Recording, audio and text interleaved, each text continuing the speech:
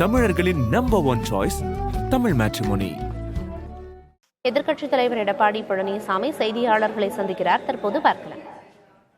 காவல்துறை புகார் கொடுத்தா அடிபட்டோர் மீது வழக்கு பதிவு செய்துதான் இந்த ஸ்டாலின் மாடல் ஆட்சியினுடைய சட்ட ஒழுங்கு என்பதை நாட்டு மக்கள் அறிவார்கள். நீங்க ஊடகத்திலையும் பத்திரிகையிலும் காண்பிக்க மாட்டேங்கிறீங்களா? காட்டுங்க.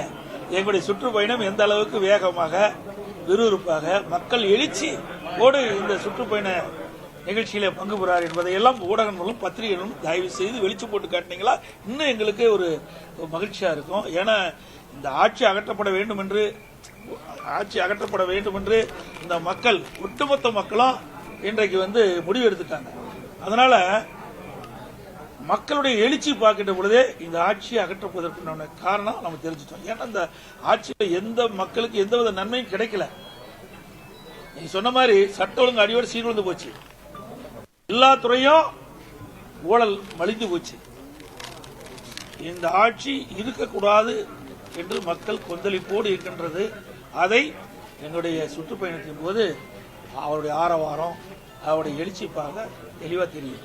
உங்களுடன் ஸ்டாலின் திட்டத்தில் ஏற்கனவே மக்கள் ஆன்லைன்ல விண்ணப்பிச்சா 15 நாட்கள்ல கிடைச்சிட்டு இருக்க சான்றிதழ் கூட இவங்க 45 நாள் கால அவகாசம் வச்சிருக்காங்க.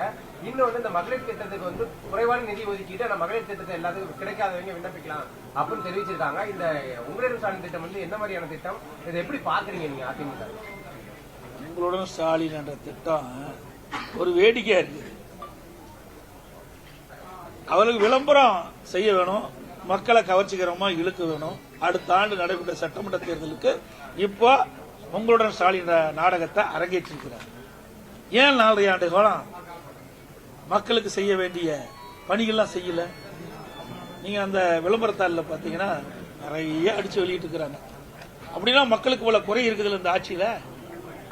4 ஆண்டு காலம் மக்களை பற்றி சிந்திக்காம அடுத்த ஆண்டு நடைபெற்ற தேர்தலை பற்றி எனக்கு விளம்பரத்தாளில் ஒரு அடிச்சு என்னென்னதெல்லாம் நாங்க செயல்படுத்துவோம், உங்களுக்கு குறை இருந்தா சொல்லுங்க, உங்களுடன் ஸ்டாலின் என்ற ஒரு விளம்பரத்தை ஊடா போய் எடுத்துட்டு போய் கொடுத்து அதுல தொலைபேசி என்ன குறிக்க சொல்றாங்க.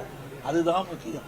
அந்த அவருடைய செல்போன் நம்பரை குறிச்சா அதை திமுக ஐடி விங்குக்கு போகும், அவர்கள் அவரோட தொடர்பு கொள்ளும். அதுக்குத்தான் இந்த வித்தையை கண்டுபிடிச்சு வெளியிட்டிருக்காங்க. மக்கள் நன்மை செய்வதற்காக அல்ல. ஏற்கனவே அதிமுக ஆளுங்கட்சியா இருக்கும்போது திராவிட முன்னேற்ற கழகம் தலைவர் ஸ்டாலின் எதிர்க்கட்சி தலைவர் இருக்கும்போது ஊரா போனார். அங்கங்க திட்டம் கண்டா ஒரு பெட்ஷீட்டை போட்டு மக்கள்கிட்ட என்னென்ன குறை இருக்குதுன்னு அதை ஒரு விண்ணப்பமா கோரிக்கையை வச்சு நீங்க கொடுங்க, எழுதி கொடுங்க, நான் எழுதி அந்த நான் வச்சிருக்கிற பெட்டியில போடுங்க, பெட்டியில போட்டு நான் பூட்டு கொண்டாந்துருக்கேன், பூட்டி சீலை வச்சு நான் எடுத்துட்டு போய் ஆளுங்கட்சியானவர் திமுக ஆட்சிக்கு வந்த பிறகு சீலை உடைச்சு பெட்டியை திறந்து நீங்க போட்ட அந்த மனுவெல்லாம் பிடிச்சு மக்களுக்கு பிரச்சனை தீர்க்குன்னு சொன்னார். அப்படி தீர்த்தா எதுக்கு இவ்வளவு பிரச்சனை இருக்குது? எல்லாமே ஒரு ஷோ, எல்லாம் மக்களை ஏமாற்றுவதற்காக போடுகின்ற நாடகம். இது அரசு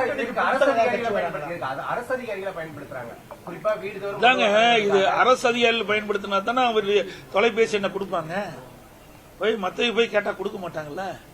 ஆக இது தந்திரமா மக்களை ஏமாற்றி அவருடைய கைபேசி எண்ணை பெற்று அந்த ஐடி விங் கொடுத்து அவர்கள் அதிலிருந்து உரையாடுவதற்கு வாய்ப்பா இதை பயன்படுத்துறாங்க. நிறைய கட்சிகள் வரும். 8 மாசம் இருக்கு தேர்தலுக்கு. பிப்ரவரி மாசம் தான், மார்ச் மாசம் தான், பிப்ரவரி அல்லது மார்ச் மாசம் தான் அறிவிப்பாங்க. இடைவெளி அதிகமா இருக்குது.